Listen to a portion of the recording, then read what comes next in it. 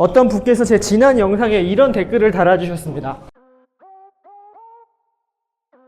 과연 루비콘 오너 중에 몇 퍼센트나 러프한 오프로드를 위해 차량을 이용할까요?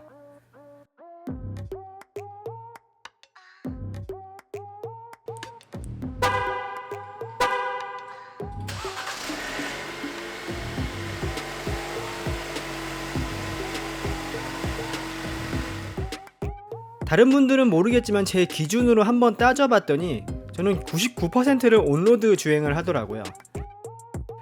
제가 지금까지 랭글러를 약 4만 킬로미터 정도 탔거든요. 제가 사는 캐나다의 퀘벡 지역은 정부에서 관리하는 오프로드 트레일이 있고, 그걸 사용하려면 정부에서 승인하는 지역 오프로드 동호회에 가입을 해야 합니다. 저는 1년에 약 60불 정도 내고 그 동호회에 가입 후 그 오프로드 트레일을 이용하고 있는데, 여러 개의 트레일이 길어봐야 평균 10km 정도 합니다. 하루 종일 오프로드 해도 뛸 수 있는 거리가 왕복 20km 정도 되는 거예요. 그리고 그 20km 오프로드를 뛰기 위해 저는 또 왕복 300km 정도는 고속도로와 일반 도로를 타야 합니다.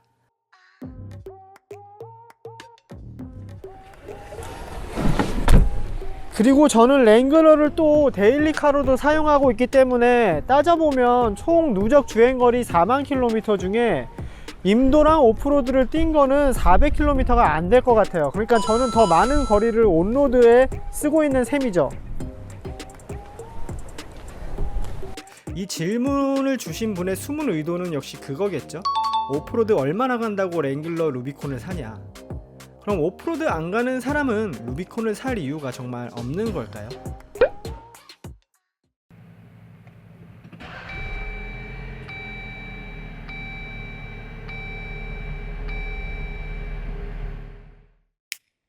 제가 곰곰이 한번 생각을 해봤습니다.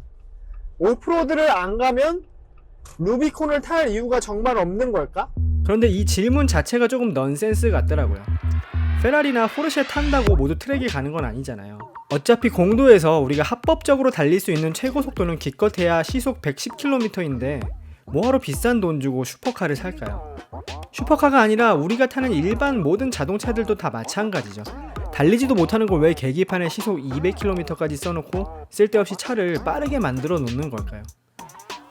노스페이스 패딩이나 캐나다 구스 입는다고 모두 북극에 가는 것도 아니고, 밀리터리 덕후라고 해서 모두 군대 다시 가고 싶다거나 전쟁에 참여하길 바라는 거 아니잖아요. 운동화 신고 하루에 우리 운동 얼마나 하나요? 요즘 정장의 운동화는 도대체 왜 신는 겁니까? 우리가 어떤 브랜드의 상품을 살 때 그 상품과 함께 브랜드의 이미지를 같이 삽니다. 스포츠 브랜드의 의류들은 우리가 실제로 운동할 때 입기도 하지만 일상생활에서 스포티한 이미지의 차림을 하고 싶을 때 입기도 하죠. 탐스 슈즈 아시죠? 탐스 슈즈는 미국 브랜드인데 Shoes for Tomorrow라는 슬로건을 가지고 있습니다. 내가 신발을 한 켤레 사면 그 수익금 일부를 이용해서 아프리카 같은 제3세계 어린이들에게 한 켤레의 신발을 탐스 슈즈에서 기부를 합니다.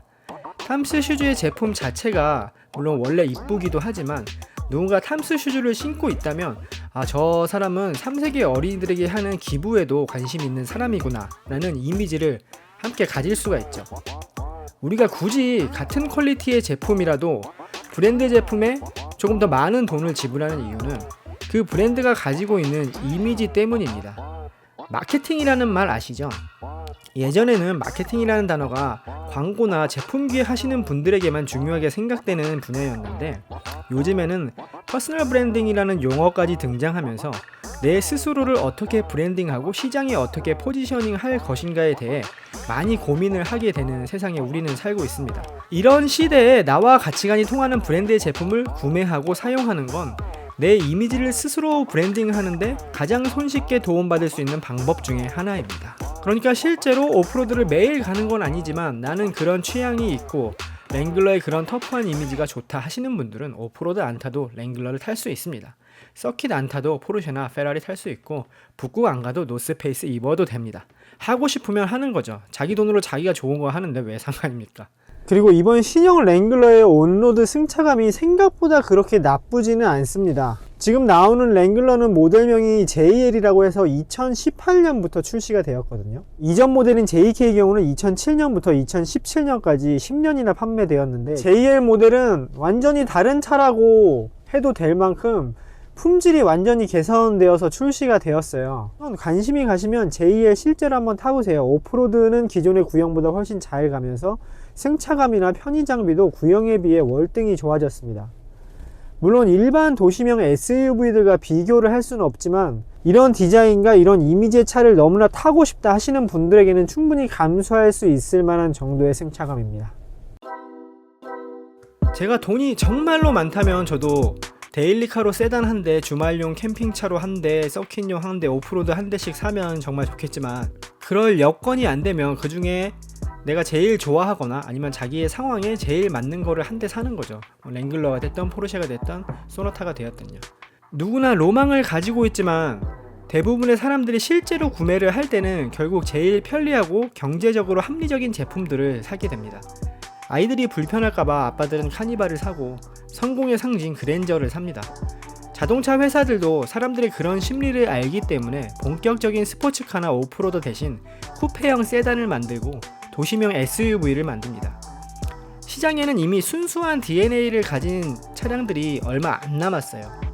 수동 변속기가 달려있는 스포츠카가 점점 줄어들고 있고, 온로드 승차감에 집중하는 SUV들은 점점 늘어나고 있죠. 저에게 차는 일종의 장난감이거든요. 저는 태어나서 평생을 도시에 살았기 때문에 차가 없어도 되는 환경에 쭉 살았어요. 지금 사는 곳도 자동차로 출근하나 지하철로 출근하나 비슷한 시간이 걸리는 환경에 살고 있습니다. 그럼에도 굳이 비싼 차값과 유지비 내가며 랭글러로 출퇴근을 하는 건 제가 차를 너무 좋아하고 운전하는 것 역시 너무 좋아하기 때문입니다. 그래서 저는 이왕이면 재밌는 차가 좋습니다. 제가 생각하는 재밌는 차의 기준은 여러 가지가 있는데, 첫째는 잘 달리는 차. 그게 오프로드가 되었던 온로드가 되었던 기능에 충실하게 잘 달리고 잘 서고 그 모든 과정들이 즐거운 차가 좋습니다. 두 번째는 디자인이 예쁜 차.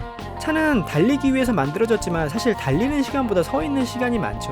저는 타기 전에 그리고 내려서 차를 한번 바라볼 때 입꼬리가 씩 올라가는 그런 디자인의 차가 좋습니다.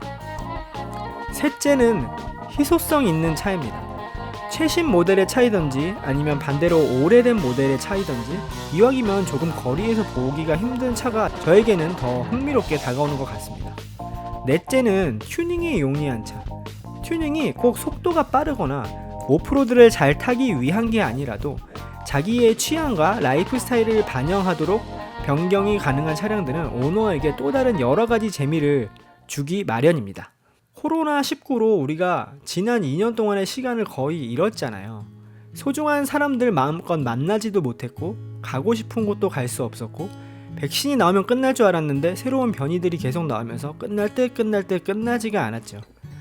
이런 재난이나 질병 때문에 사람들이 지구를 떠나는 내용의 SF 영화가 많은데, 저는 그 중에서 영화 매트릭스가 제일 현실적인 미래의 모습이라고 생각하거든요. 사람들이 살 수 없는 자연 환경이 되니까 우리 모두 캡슐에 들어가서 사는 거예요. 그리고 온라인으로 연결된 가상의 세계에 우리가 모두 연결돼서 생활을 하는 거죠. 지난 2년 동안 팬데믹을 겪으면서 정말 이런 미래가 올지도 모르겠다, 그런 생각 혹시 해본 적 없으세요? 어쨌든 이 상황에서 우리가 정말 깨달아야 하는 건 우리가 좋아하는 것들을 할 수 있는 시간이 무한하지 않다는 거예요. 좋아하는 것만 하고 살아도 시간이 모자랄 수 있습니다. 그런데 대부분의 사람들이 자기가 제일 좋아하는 걸 여러 가지 이유로 포기합니다. 가족들을 위해서 아니면 다른 중요한 것들을 위해서 자신의 취향을 포기하는 것, 저는 참 아름답고 용기 있는 행동이라고 생각합니다. 그래도 가슴 한편에 자신의 꿈을 잃지 않고 언젠가 내가 다시 기회가 오면 꿈꿔왔던 드림카를 사겠다 하는 게 정말 건강한 마인드죠. 내가 못 먹는 거 하면 남도 못 먹게 하겠어 하면서 괜히 남이 산 거에 심술 부리고 자기가 하는 행동을 합리화시키는 건 그렇게 건강한 사고방식은 아닌 것 같습니다. 지금 당장 더 소중한 것들을 위해서 꿈을 잠시 미뤄두시는 분들 저는 존경하고 응원합니다. 그래도 자신의 취향이나 꿈이 있으신 분들은 언제나 그 꿈을 포기하지 말고 가슴 한켠에 간직하며 살았으면 좋겠습니다. 1994년 발간된 안도현님의 시 너에게 묻는다 중에 이런 구절이 있습니다. 연탄재에 함부로 발로 차지 말아라. 너는 누구에게 한 번이라도 뜨거운 사람이었느냐. 다들 오늘도 뜨거운 하루 보내시기를 바라겠습니다. 오늘도 영상 시청해주셔서 감사합니다.